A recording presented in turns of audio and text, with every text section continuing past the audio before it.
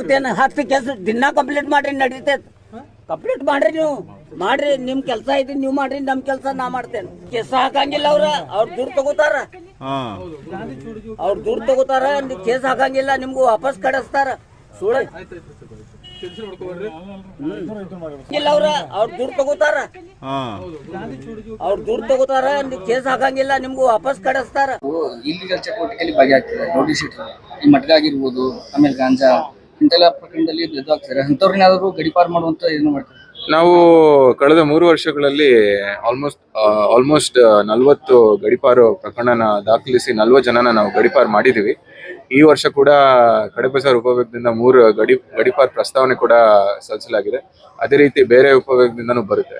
So ಗಡಿಪಾರು ಮಾಡ್ಲಿಕ್ಕೆ ಕಾನೂನು ಅಡಿಯಲ್ಲಿ ಒಂದಷ್ಟು ಕಂಡೀಷನ್ಸ್ ಇದೆ. ಆ ಕಂಡೀಷನ್ಸ್ ನ ಫುಲ್ಫಿಲ್ ಮಾಡಿ ಕೋರ್ಟ್ ಹಿಯರಿಂಗ್ ತರ ಮಾಡ್ಬೇಕಾಗುತ್ತೆ. ಕೋರ್ಟ್ ಹಿಯರಿಂಗ್ ಮಾಡಿ ಕಂಡೀಷನ್ಸ್ ಫುಲ್ಫಿಲ್ ಆಗಿದ್ದ ಸಮಯದಲ್ಲಿ ನಾವು ಮಾಡ್ತೀವಿ. ಅದೇ ಈ ದಿನ ಕಡೆಬಜಾರ್ ಸಬ್ ಡಿವಿಷನ್ ಪೊಲೀಸ್ ಆಫೀಸಲ್ಲಿ ನಾವು ನಮ್ಮ ರೌಡಿ ಶೀಟರ್ಸ್ ಪರೇಡ್ನ ಮಾಡಿದ್ದೀವಿ. ಇದರಲ್ಲಿ ಕಡೆಬಜಾರ್ ಉಪವಿಭಾಗದ 4 ಠಾಣೆಗಳಾದ ತಿಲಕವಾಡಿ ಠಾಣೆ, ಕಡೆಬಜಾರ್ ಠಾಣೆ, ಕ್ಯಾಂಪ್ ಠಾಣೆ, ಅದೇ ರೀತಿಯಾಗಿ ಉದ್ದಂಬಾಗ್ ಠಾಣೆಯಲ್ಲಿ ಇರುವ ಎಲ್ಲ ರೌಡಿ ಶೀಟರ್ಸ್ನ ನಾವು ಇದನ್ನ ಕರೆಸಿದ್ವಿ. ಈ ರೌಡಿ ಶೀಟರ್ಸ್ನ ಕರೆಸಿರೋ ಉದ್ದೇಶ ಏನು ಅಂತ ಹೇಳಿದ್ರೆ, ಒಂದು ಅವರ ಏನೇನು ಆಕ್ಟಿವಿಟೀಸ್ ಇದೆ ಅದ್ರ ಬಗ್ಗೆ ನಾವು ತಿಳ್ಕೊಳ್ಲಿಕ್ಕೆ, ಮತ್ತೆ ಅದೇ ರೀತಿಯಾಗಿ ಅವರಿಗೆ ನಾವು ಒಂದು ಎಚ್ಚರಿಕೆ ನೀಡಲಿಕ್ಕೆ, ಈ ರೀತಿ ನಿಮ್ಮ ಮೇಲೆ ಬಹಳಷ್ಟು ಪ್ರಕರಣ ಇರುತ್ತೆ, ಮತ್ತೆ ಯಾವುದೇ ಕಾರಣಕ್ಕೆ ತಾವು ಕಾನೂನನ್ನು ನಿಮ್ಮ ಕೈಗೆ ತೊಗೊಳೋದಾಗ್ಲಿ, ಯಾವುದೇ ತಂಟೆ ತಕರಾರಿಗೆ ಹೋಗೋದಾಗ್ಲಿ, ಯಾವುದೇ ಒಂದು ಜಗಳ ಎಲ್ಲ ಮಧ್ಯವಯಸ್ಸಿಗೆ ವಹಿಸೋದಾಗ್ಲಿ ಇಂಥದ್ದು ಮಾಡಿದರೆ ಅದು ಪೊಲೀಸ್ ಇಲಾಖೆ ಯಾವುದೇ ಕಾರಣಕ್ಕೂ ಸಹಿಸೋದಿಲ್ಲ, ಮತ್ತೆ ಅವ್ರ ಮೇಲೆ ಕಠಿಣ ಕ್ರಮ ಆಗುತ್ತೆ ಅಂತ ಹೇಳಿ ನಾವು ಹೇಳಿದ್ವಿ. ಈ ಸಮಯದಲ್ಲಿ ನಮ್ಮ ಕಡೆಬಜಾರ್ ಉಪವಿಭಾಗದ SP ಆದಂಥ ಶೇಖರಪ್ಪ ಅವರು ಮತ್ತೆ 4 ಠಾಣೆಗಳ ಇನ್ಸ್ಪೆಕ್ಟರ್ಸ್ ಹಾಜರಿದ್ದು ಅದೆಲ್ಲ ಪರಿಶೀಲನೆ ಮಾಡಿ ಮತ್ತೆ ಅದ್ರ ಡೀಟೇಲ್ಸ್ ಎಲ್ಲ ನಾವು ಅಪ್ಡೇಟ್ ಮಾಡಿಕೊಂಡು ಕಾನೂನು ರೀತಿಯಲ್ಲಿ ನಮಗೆ ಯಾವ ರೀತಿ ಅವರು ಪರಿಪಾಲನೆ ಮಾಡಬೇಕು ಅಂತ ಹೇಳಿ ಅವರಿಗೆ ಸೂಕ್ತ ತಿಳುವಳಿಕೆ ನೀಡಲಾಗಿದೆ. ಇಲ್ಲಿಗಲ್ ಚಟುವಟಿಕೆಯಲ್ಲಿ ಭಾಗಿಯಾಗ್ತಿದೆ. ರೌಡಿ ಶೀಟರ್ ಈ ಮಟ್ಕ ಆಗಿರ್ಬೋದು, ಆಮೇಲೆ ಗಾಂಜಾ ಇಂತೆಲ್ಲ ಪ್ರಕರಣದಲ್ಲಿ ಎದುರಾಗ್ತಾರೆ. ಅಂಥವ್ರನ್ನಾದ್ರೂ ಗಡಿಪಾರು ಮಾಡುವಂತ ಏನು ಮಾಡ್ತಾರೆ?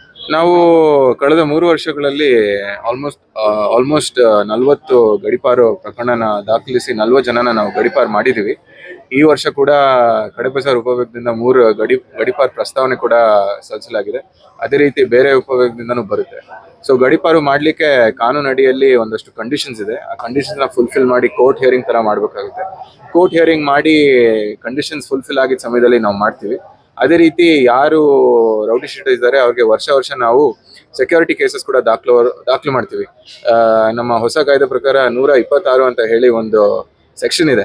ಅದರಲ್ಲಿ ಸೆಕ್ಯೂರಿಟಿ ಫಾರ್ ಗುಡ್ ಬಿಹೇವಿಯರ್ ಅಂದ್ರೆ ಒಳ್ಳೆ ನಡತೆಗಾಗಿ ಅವರು ಒಂದು ಸೆಕ್ಯೂರಿಟಿ ಕೊಡ್ಬೇಕಾಗುತ್ತೆ, ಮತ್ತೆ ಒಂದು ಬಾಂಡ್ ಸರ್ಕಾರಕ್ಕೆ ಕೊಡ್ಬೇಕಾಗುತ್ತೆ. ಅದರಲ್ಲಿ ಒಂದು ಶ್ಯೂರಿಟಿ ಕೂಡ ಅವರು ಕೊಡ್ಬೇಕಾಗುತ್ತೆ.